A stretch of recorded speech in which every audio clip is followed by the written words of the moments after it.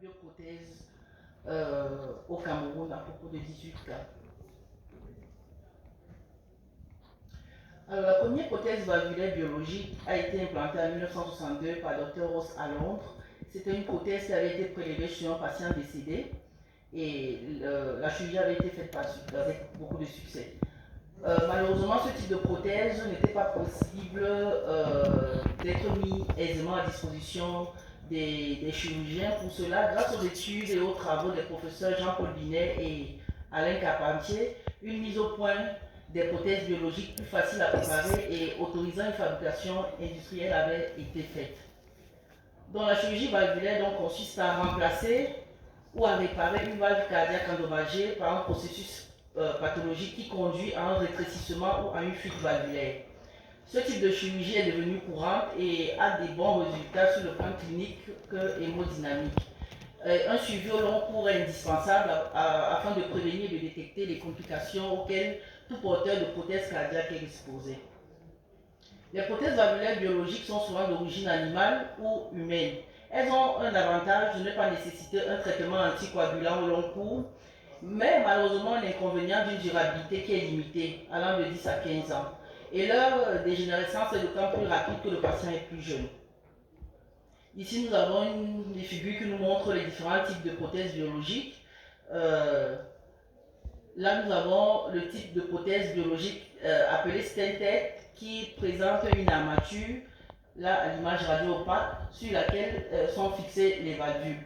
Puis nous avons les prothèses stainless sans armature et les prothèses suturex qui ne nécessitent pas de suture.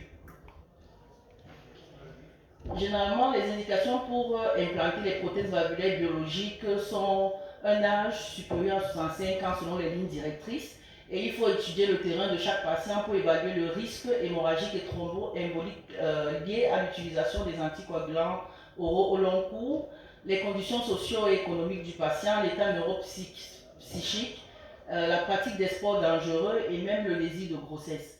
Et une chose aussi très importante est la vie éclairée du patient. Donc, notre étude est donc une étude rétrospective descriptive qui porte sur les patients ayant bénéficié d'un remplacement valvulaire aortique avec une prothèse biologique au Cardiac Center de Chisson sur une période allant de août 2010 à septembre 2022. Alors, l'objectif était d'identifier les indications qui avaient porté à l'utilisation de ce type de prothèse et de décrire l'évolution au court terme de ces patients. Donc, comme critère d'inclusion, c'était les patients avec valvulopathie qui avaient bénéficié d'un remplacement valvulaire aortique avec prothèse biologique. Nous avons inclus 18 patients dans notre étude. Sur le plan chirurgical, tous les patients avaient bénéficié d'une échographie transœsophagienne en péropératoire. La sténotomie médiane, comme l'image la démontre, était l'approche utilisée chez tous les patients.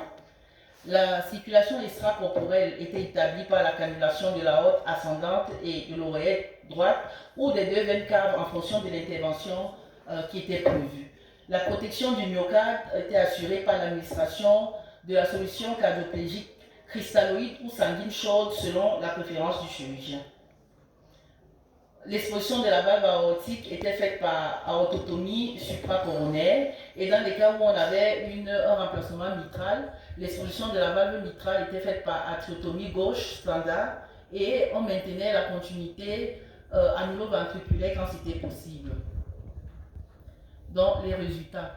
L'âge médian des patients qui avaient été opérés était de 59,4 ans avec un sexe ratio de 0,70 dont une prédominance féminine. Le type d'étiologie était pour le plus des pathologies rhumatismales dans 72% des cas, suivi des dégénératives dans 27,2% des cas. Le symptôme le plus rencontré était une dyspnée classée en classe clinique fonctionnelle supérieure ou égale à 3 chez 66,7% des patients. Les chirurgies valvulaires qui avaient été faites dans 77,8% des cas, c'était un remplacement isolé de la valve aortique. Et dans 22,2% des cas, nous avons eu des remplacements valvulaires mitro-aortiques. Et en plus de ça, il y avait d'autres chirurgies associées. Dans 27,8% des cas, un élargissement du route aortique et dans 5,5% des cas, un remplacement de l'aorte ascendante. Ici, nous avons le type de prothèse qui avait été utilisé pour le plus, le type Aspire de la Vascutech tout simplement par le fait de la disponibilité dans notre contexte. Donc la durée de la circulation extracorporelle en médiane était de 110 minutes, le clampage aortique de 63 minutes, la durée de la ventilation mécanique était de 11 heures et la durée du séjour en réanimation était de 2 jours. Alors, quelles sont les indications que nous avons retrouvées? Nous avons retrouvé que dans 55,6% des cas, les patients qui avaient bénéficié de ce type de prothèse avaient un âge supérieur ou égal à 60 ans. Dans 22,2% des cas, ils avaient une activité professionnelle qui contre-indiquait l'utilisation de l'anticoagulation à long cours. Et dans 22,2% des cas, il y avait le désir de grossesse. Les complications que nous avons rencontrées dans 7,7% des cas, c'était une fibrillation auriculaire de nouveau. Et dans 11,1% des cas, nous avons eu à faire une révision chirurgicale pour hémorragie. Le taux de mortalité opératoire était de 0%. Donc, pour discuter un peu nos résultats, cette étude nous montre que les patients qui sont traités par prothèse biologique sont plus âgés, 59,4%.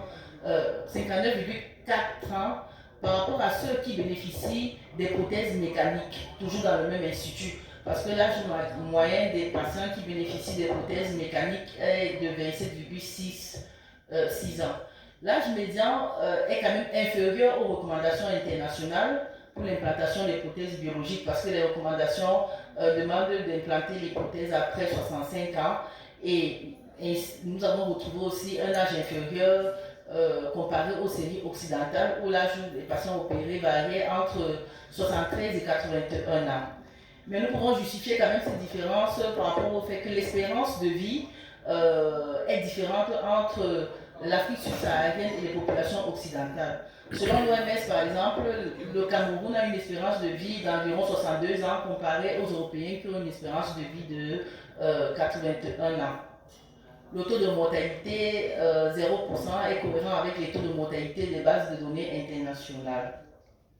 En conclusion, donc, nous avons dit que les prothèses biologiques sont principalement implantées chez les patients plus âgés par rapport à ceux qui reçoivent les prothèses mécaniques. Le risque de détérioration structurelle précoce et de réintervention qui est souvent associé à ce type de prothèse, et en particulier chez les patients plus jeunes, a considérablement affecté l'utilisation de celle-ci dans notre contexte.